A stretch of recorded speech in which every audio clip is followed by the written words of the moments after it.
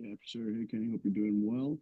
I just wanted to ask about DJ. Just the last, I think, 5 games, he's shooting about 42% from three and really kind of taking on a big role within the offense. Just what have you seen from him just in recent games that has really kind of spurred you on to this run of 4 wins in 5 games, if I'm not mistaken? Yep. I think what I personally see with DJ is, that he's playing confident. He's not second guessing what he's doing. I asked him after the last game, I called him in the middle of the night and said, DJ, tell me what it felt like. What did you feel on the floor? The successes that you had shooting the ball, driving the ball, the reactions, making reactive plays, passing, making lobs. What did you feel? And he said, Uncle Kenny, I just felt like I was just reacting to whatever the defense gave me, and I wasn't overthinking. That's the key for him, that he doesn't think and react and try to process, that he just plays instinctive basketball with confidence. And then obviously South Carolina up next. Last time you guys played them didn't really go to plan. Just are you guys looking at trying to do anything different from the last time you played, or just what are you kind of looking at with that with regards to that? Well, they manhandled us last time. They're a very physical team. They dominated us with the 4 and the 5. I think they scored around 50-some points between those two. They posted the ball. They offensive rebounded. This is going to be a physical game. Our guys have to play with a sense of urgency. Our bigs have to do a good job of defending. Those guys around the basket, not giving them angles to the basket, fighting early for post position, not letting them get deep, and keeping them off the boards. Those are two good players. They're a very good team. The record doesn't indicate exactly how good they are. But when you watch them and you really pay attention to what they're doing, defensively, they're very good in the half court. They make things hard for you, so you better move the ball and put them on their heels, or you're going to be on your heels. Much? Yeah, Coach Cal told us that he was going to burn the tape and that he was going to make you and the other assistants watch it and report back to him. I'm curious, upon rewatching that tape, did you see anything you'd forgotten or see anything different than you saw the first time around? No, I thought that the first half was bad. We missed open shots, we missed layups, missed a lot of shots around the basket. We didn't fight on defense around the basket defensively, post defense. They were the aggressors and they put us on our heels for most of the first half. The second half, we started out okay. When you look at the stats, I think it was a tie score or 1 point lead by them or us or whatever, but it was a close second half. But the first half separated the game and we never made up for it. And I want to specifically ask, you kind of touched on him already, but Collin Murray-Boyles for them, did anything he do, surprise you, or was there anything different? Like, does a scouting report change from that first game to Wednesday's game? No, the scouting report is the same. He's strong left-handed. He's a bull at driving the basket. You have to stay in front of him. You cannot give him angles. He posts up hard. They'll run a segment of stuff where they lift a bunch of players and throw it over the top. So you got to really be in tune to what's going on the floor.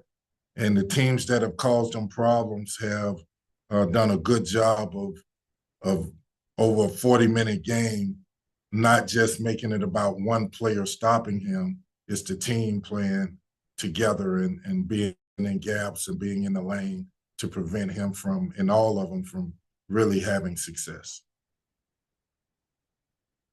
Jackson? Hey, Kenny. Trevon Brazile hasn't really had 2 straight games, good, really productive SEC games until the last 2. And of course, he did all his damage in the second half against Mississippi State.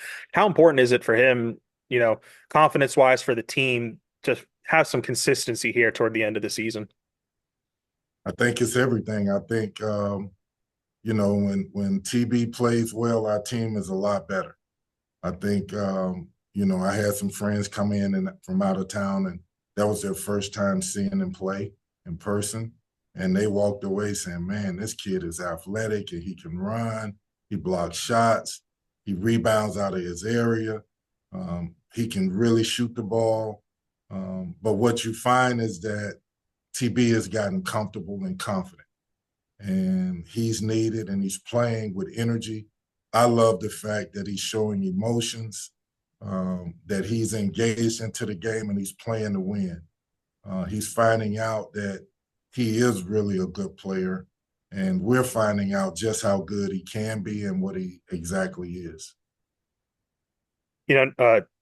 Murray-Boyles gave you all the most trouble, but Nick Pringle had a really good first half and was aggressive on the boards. Just how important is it to maybe, Collin Murray-Boyles is going to get his, but take away that second front court option? And what can you guys do better against him this time?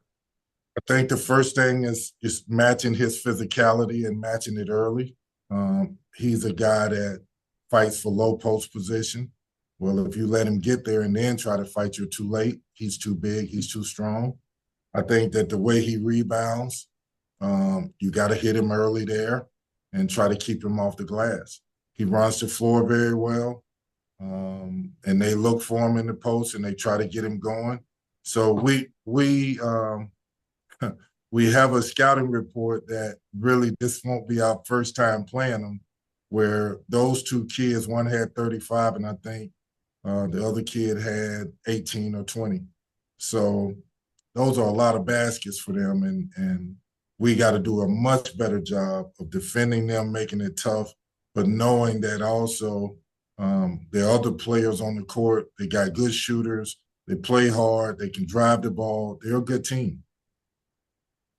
Adut Thiero, is he traveling with y'all this week? Is there optimism he could join and put on a jersey for the SEC tournament at all?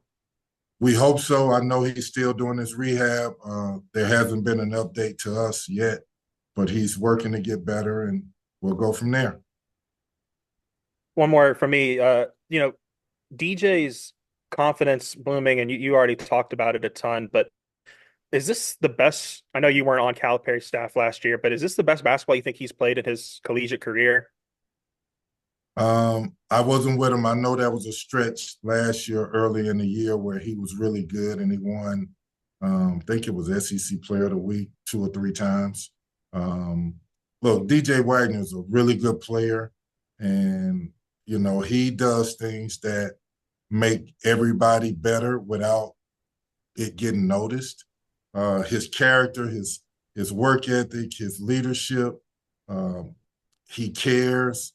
He's the hardest worker on the team. He's in the gym 24/7 working on his game. He deserves to have success. Kids like him who come in and give their all every single day, buys into the team, never has a bad day, loves basketball, loves being a part of the team. If you tell him to do something, he does it. He just has to continue to grow as a player, which he's done.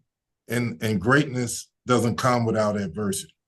So he's learning about himself, and he has to take the adversity that he's had, whatever it is, on the court, and learn from it and grow from it, because it's going to make him a much better player later on.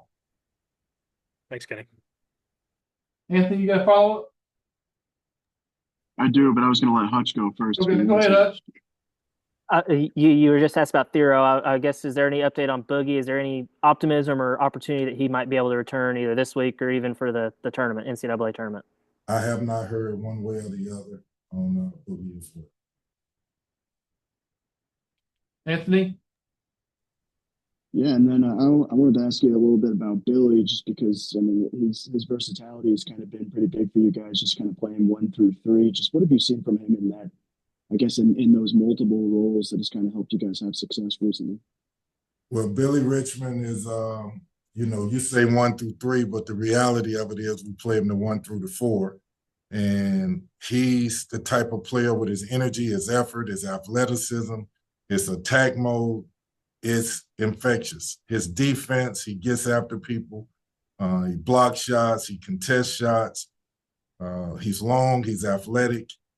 Billy Richmond is a winning basketball player who, the hard thing about coaching a kid like him is that he plays so hard and he plays so fast that you don't want him to slow down because then you make him think too much. He has to do what he does, do it with great energy, be confident in what he's doing. And what you find is that it translates to winning. He's a winning basketball player, and he needs to, as he gets older and more experienced, he hadn't even touched the surface of just how good he can be. And he's vital for us.